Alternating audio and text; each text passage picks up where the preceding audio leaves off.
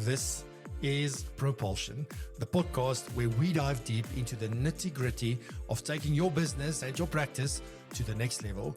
Whether you are an entrepreneur, a franchisee, or a financial planning pro, you are in the right place. We're talking the latest tech, best practices, and expert insights, all while keeping it real and entertaining. So grab a coffee, sit back, and let's get ready to blast off. I'm your host, Francois de Toy.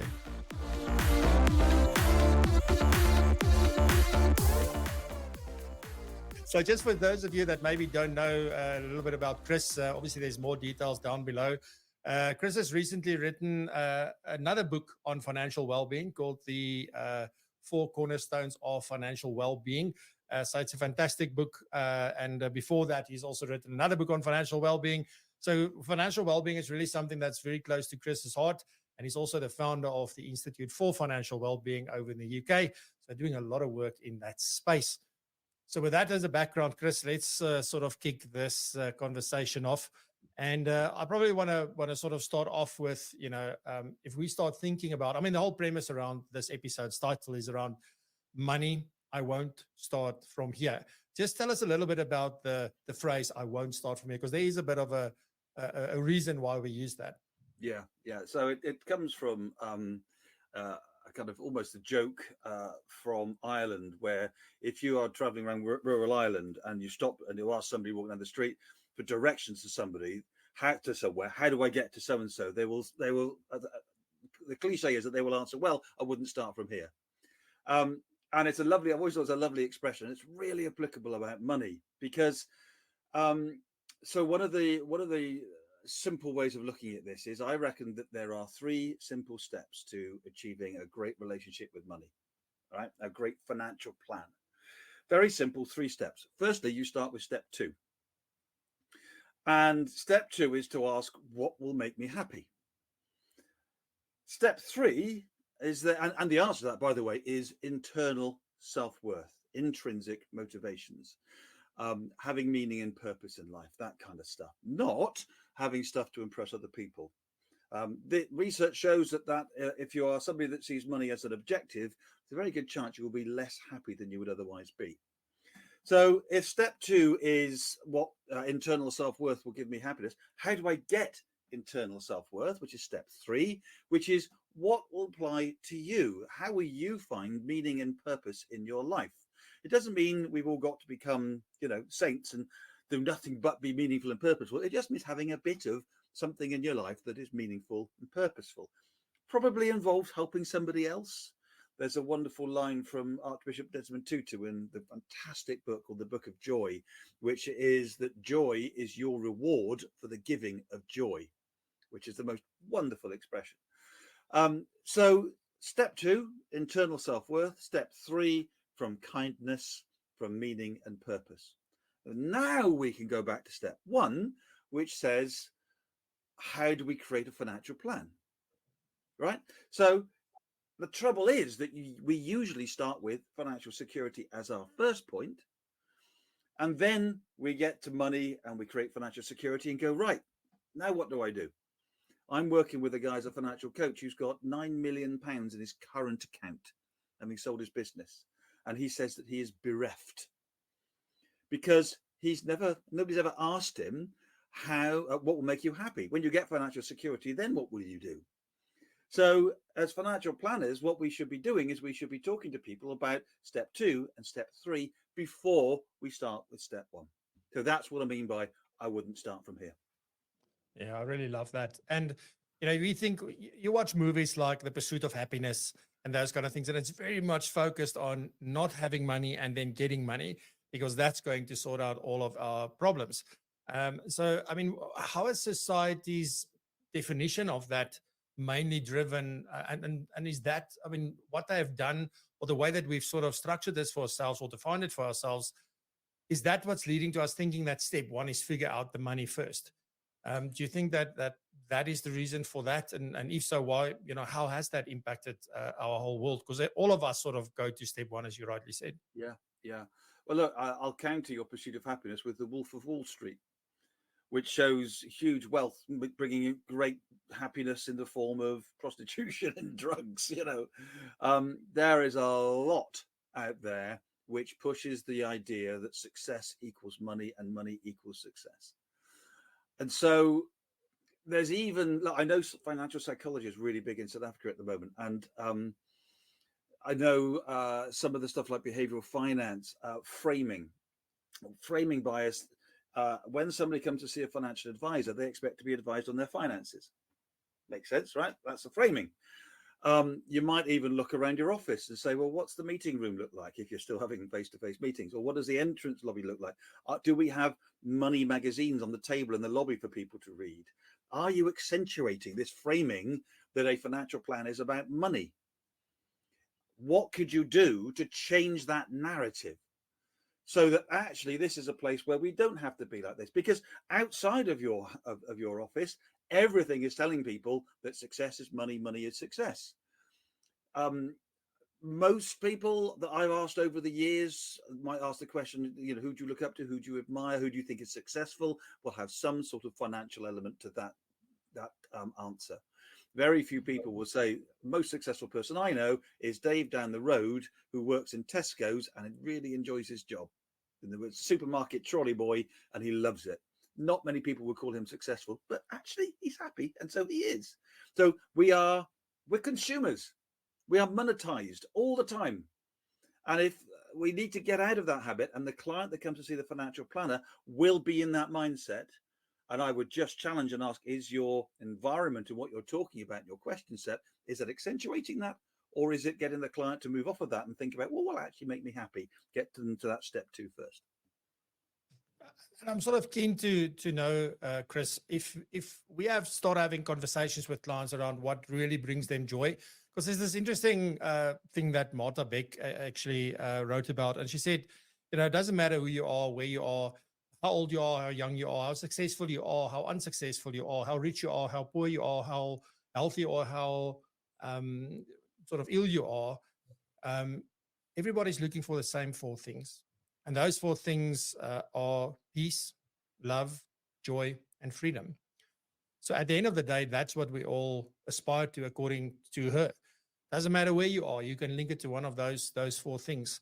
So I'm quite keen to know you. How do we have these conversations with clients, and how would that change the way that we give advice? Because often, many of us start off as the client walk in the door. They are looking for, I have a problem with my retirement fund, or I have a problem with my risk plan, or I have this or that, or I want a last will and testament. They have a very specific product related thing in mind when they walk in the door for the first time. So how do we approach that conversation then differently if the client has this, I won't say burning need, but it might be a burning need, and we want to really get to the other side of it? What are the kind of things that I think, let me ask it this way, what are the kind of things that needs to be in place before I can have this kind of conversation? Or can I just jump in with the door and just immediately start having these conversations? So I'll answer that question, but I'll just come back to your quote. I sometimes put things on like LinkedIn just to say a little thought I might have had while walking the dog, and I get loads and loads of people come and say, yes, it's true, money doesn't make you happy, it's the important things in life. I hope this is okay to swear slightly. I call bullshit, because it's all very well to say these things and to write them on LinkedIn, but what do we then go and actually do with our lives? Are we all giving up our jobs to go and work at the local nature reserves? No, we aren't. We're carrying on doing our jobs in order to get financial security, because that's what our society tells us to do. How many advisors and planners are actually taking the investment portfolio out of the conversation and just talking about what makes you happy? It's not actually happening. We don't do it. We all know it. We all know it inside, instinctively. We know what makes us happy. It doesn't need money. And yet you try telling somebody who's got some money coming their way not to take it. And I'll give you a great example.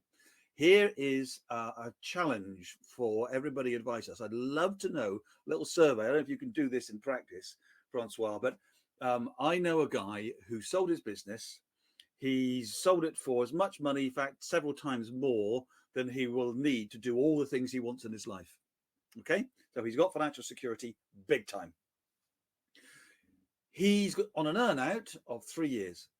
At the end of that 3 years, if he helps the company achieve its growth targets, he'll get a further £3 million. Now, he's not happy. He's not enjoying his job. His accountant and his solicitor have said to him, under no circumstances must he give up his job, because he won't get the 3 million. I've said to him, you don't need the 3 million. So why are you working? And he's gone, whoa, give up 3 million? And I said, yeah, if you don't need it to do the things you want to do. He is not giving up the 3 million. He's continuing with his job. So what would you advise that client? Would you advise them to do something different and lose 3 million quid? So I just call bullshit a little bit that we talk all this stuff, but are we actually putting it into practice? So sorry, I went on to the first bit of that, and I've now forgotten what your actual question was. I do apologize. Oh, it was how can people actually do this in practice in the meeting, wasn't it, with a client? Yeah, exactly.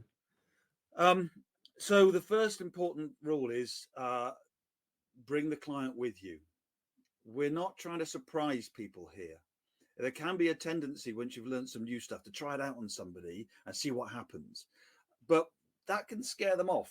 If they're only that framing thing, if they've only ever come to you to talk about money, and then the next meeting goes, oh, tell me what you want for your future. What makes you happy? Whoa. So you need to bring them along with you slowly. And there's a number of ways you can do that. Very, very simple. What's your meeting called? I work with one company in the UK and wrote some articles for their bulletin, and they sent this out, this newsletter, and they sent me a copy of it, and it was a financial wellbeing special, and I'd written several articles. And I looked at the front page, and I realized it was called the Quarterly Investment Review.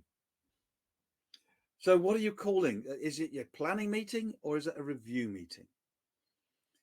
When you confirm your meeting with somebody and you say, look forward to seeing you on Wednesday at 10 o'clock, why not add, I'd really love to hear about your plans for the future. I wonder if you can give it some thought in advance. Now they're coming ready for the conversation. In coaching terms, we call this contracting. A joke I do when I do training on coaching stuff is how many coaches does it take to change a light bulb? Only one, but the light bulb's got to really want to change. So you've got to bring them along with you, right? Newsletters, educate them. Educate your clients about the principles of money and happiness. So of those 4 cornerstones that the book is all about, the first 2 are what's true of everybody and what's true of you individually. There are some general truths, research going back thousands of years, Buddhism, philosophy, psychology, there's neuroscience, there's loads of stuff out there, which the book tries to bring together. Educate your clients on some of these things. It's not your fault you're rubbish with money. Your brain's not wired that way. It's not your fault that you're not doing things to benefit for your future self. It's because your future self is a stranger to you. Educate them on some of these things so that when they come into the meeting, you get the second of the cornerstones, what's true of you, the know thyself, as I call it, then they'll be much more ready to have those sorts of conversations. So bring them with you. Don't try and surprise them. I really like that. You make me think back to 2000, 2001, roundabout there. I think it was roundabout there. When Big Brother for the first time came to South Africa, how it was available to watch on television. I mean, everybody was glued to their television looking at these poor people staying in a house together and scheming and plotting and doing all the things. There was one particular segment that I was always amazed by, and that was the diary room sessions. Yeah. In those diary rooms, they would talk to these people like felt like they knew who they were. I'm like, I don't even know whether I like red or blue or green or what my favorite color is. That we don't even talk about all these other things that they are talking about in these deep things. And one of the things that I'm really that I wish I did earlier in my life, because I only then in 2014 went on that journey to get to know myself. And I must say that, that is one of the most powerful things that I did. And it's not as easy as it sounds, but there's a lot of tools and things out there that can help you with that. So, how do we then approach if a client hasn't gone through some of those things and they haven't spent time? And also, yes, I know I ask plenty of questions all rolled into one. Sorry for that, Chris. But do we sometimes find that clients think they know themselves and then turns out that they don't? Because that's sort of a dangerous ground to have a conversation sometimes if they think they know, but they don't. How do we tackle those situations? And look, couples as well, who've never actually had the conversation about what we do in 10 years' time. And then when you bring it up, it turns out that they want completely different things. Awkward. So, first tip, dial it down a bit. Okay. There's a lot of people like me. There's a lot of people from academia. There's a lot of ex-financial planners getting excited and interested in the research and all this stuff. A lot of academics, a lot of people in psychology who are coming into this world, behavioral finance, etc., and talking about you've got to have a life with meaning and purpose. You've got to do this. It's a bit scary. It can, for a client that's only ever talked to you about investments, to suddenly have all of this, it's a bit scary. So let's just do one little thing at a time. Just say to a client, we've talked about your retirement and you said you retire at 60, and that's what a financial plan's doing. 60 in a day, what will you do? You wake up, what's going to happen? Now, most people, in my experience, will say that they want to travel. That's the number one, what I want to do in retirement answer, which is cool. You might get some bucket list stuff. The trouble with that is that they're all goals. And I don't like goals. I'm not a big fan of financial goals, because once you've achieved a goal, then what happens? Famously, Michael Phelps, who won, was it 8 gold medals at the Sydney Olympics, then had a nervous breakdown. Having achieved everything he was working towards, he had a nervous breakdown because now he wasn't working towards anything. So goals are okay. I'm not saying one can't have goals, but help clients to find their intrinsic motivations, the things that they could do that will give them meaning and purpose. And dial that down another step. So I used to talk about living a life of meaning and purpose, and I realized that was too heavy. So I just changed one word: living a life with meaning and purpose. Doesn't mean everything you do has to be meaningful and purposeful. But for example, I set up a youth cricket club in my local village, which I started from scratch. It was just me and my kids and some of their friends, and one team, and then 2 teams and 3 teams. And then finally the club noticed and the club got involved. Now there's 180 kids every Friday night playing cricket in the summer at our local cricket club. Now that will be with me forever. I'm so proud of all of that. It was hard work and I'm proud of what I've done. That was time. That wasn't even money. So I just have that little thing in my life that gave me meaning and purpose. And now what I do in this conversation with you gives me meaning and purpose. But once this is over, I haven't got to go into the front room and make a meaningful and purposeful tea for the kids, you know. So that's will be one of my big tips, is just dial it down and just do one little thing at a time, and just ask your client, what does retirement look like? And if it becomes a goal type answer, then use this question. That's great. When you've achieved that, then what will you do? Then what happens? It's a nice question to ask to just keep the conversation going. Is there anything else? Just keep prodding and asking questions. Leave lots of silences. I think silence is the most underutilized tool in the financial advisor's armory. Ask an open question, shut up, and stay shut up. And you'll be amazed. Leave the silence. Leave the silence for 10, 20 seconds, 30 seconds. The client will be looking at you strangely, and you just smile benignly back. And then eventually the client will click into what's called system 2 thinking, and they will start actually genuinely think about and properly answer your question. So dial it down a bit, ask an open question, ask a follow-up, and then silence. I really love that. So is there a way, or man, is it possible to, because this is different for, I mean, you said this is intrinsic, like it comes from inside. So everybody's thing that makes them happy or that gives them meaning and purpose is going to be different. And some of us will have the same things and some of us will have completely different things. But is there like a way to define happiness, or is that something that you need to define for yourself? And then I think the thing that goes with that, because that's for me, it's about recognizing happiness, but then can I measure it? This thing makes me happier than that thing, or I've never been this happy in my life. Like, is there practical ways to actually measure this? Give me a couple of months and I'll have the answer to that. Look, the what makes you happy, what makes me happy, as I say, some of them are the same, some of them are different. So it's a question of understanding the principles. We could ask a question about what will make everybody happy. A hug from a loved one is going to make anybody happy. There's research out there, for example, the Harvard University longitudinal study on happiness, which shows they asked a whole load of young people, what will make you happy as you go through life? And they all replied, money and fame. They then went back every 2 years and said, are you happy? What's making you happy or unhappy? And the people who became rich were no happier than people who weren't rich. The people who became famous were no or happier than the people who weren't famous. What they found was that the biggest contributor to happiness by a street was the quality of your social relationships, to the point that loneliness, people who reported loneliness died younger. That study's been going on for about 80 years, and there's a fantastic book out about it. Also a fantastic, if you just Google Harvard study on happiness, see the TED talk that Robert Wallner gives. It's brilliant. So there are things that we can do, we can point towards, and we can take steps towards those things. You've got the so Maslow's hierarchy of needs is here in here as well, because I do get people sometime on social media saying, oh yeah, we'll try not having any money then, see how happy that makes you. And that's true. If you're at the bottom of Maslow's hierarchy of needs, you haven't got sandwich, you haven't got shelter over your head, a bit of money is going to make a big difference. So it does depend where you are in your life as well, which is why it's such a fascinating subject for financial advisors and planners to talk about with their clients, because it's different for everybody. And one of the major problems is you can't challenge your own assumptions. So that's why you need third-party help to get into this and to really understand how that will apply to you. As for measuring it, that's really tricky.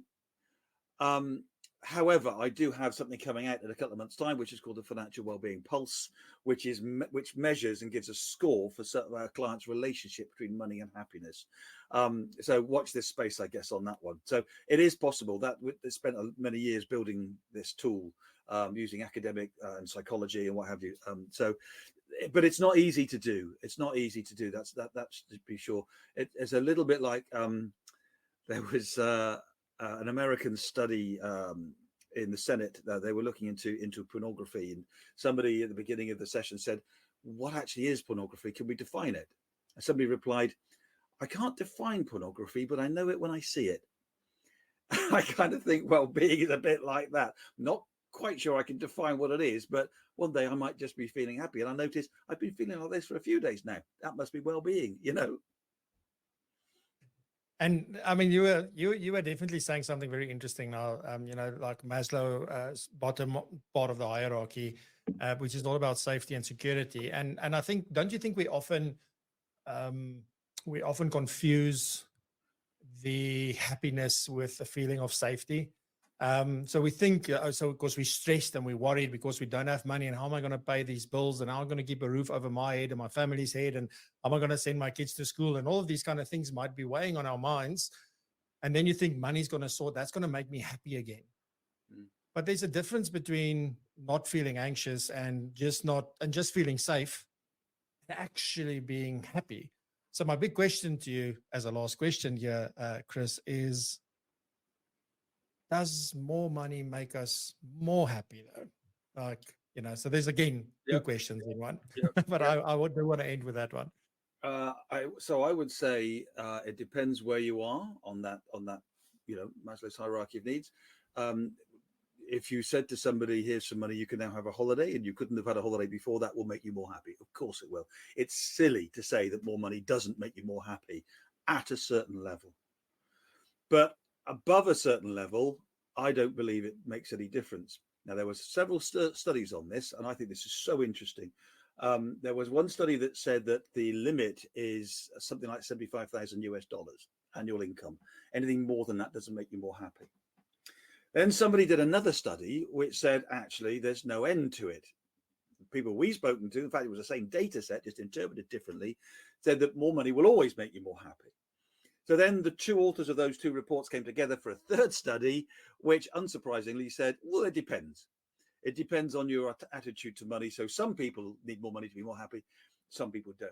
And I've thought about this lots and lots and lots, because it just instinctively doesn't work for me that more money will make you more happy without any end. If I give Elon Musk $1 million, will that make him more happy? So the phrase that I've come to the conclusion of, after we've got up to a stage where you've got security and you're okay, I would say more money will make you more happy if you need money to be happy. Now that's a treadmill. That's a treadmill. So if we can get off that treadmill and do the things that make us happy, which don't need money, then there will be a limit. And surely that's healthier for us and for society and the planet and everybody. I really love that. Chris, thank you very, very much. So if people want to take the next step and sort of explore this a little bit more, how can they connect with you, and what would you advise them for that next step to be if they're interested to see how they can incorporate this into their client engagements? So we have the Institute of Financial Wellbeing, which people will be very welcome to come and join. The odd, your time difference isn't that much different to ours, so you can join and come in online to some of the regular meetings that we have. Come and say hi on LinkedIn.